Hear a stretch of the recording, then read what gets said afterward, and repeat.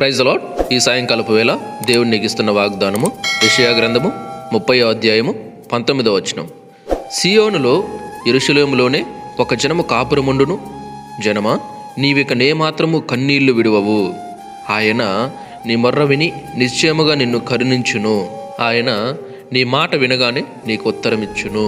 దేవుడు వాక్యం ద్వారా చెప్తున్నాడు ఏమంటే, నీవిక ఏ మాత్రము కూడా కన్నీళ్లు విడువవు. ఇంతవరకు రకరకాల పరిస్థితులను బట్టి కన్నీళ్ళు విడుస్తూ బాధపడుతూ దుఃఖపడుతూ వేదన పడ్డావేమో. ఇక నుంచి నువ్వు ఏ మాత్రమో కూడా కన్నీళ్లు విడువవు. నీ కన్నీటిని నేను తుడుస్తాను.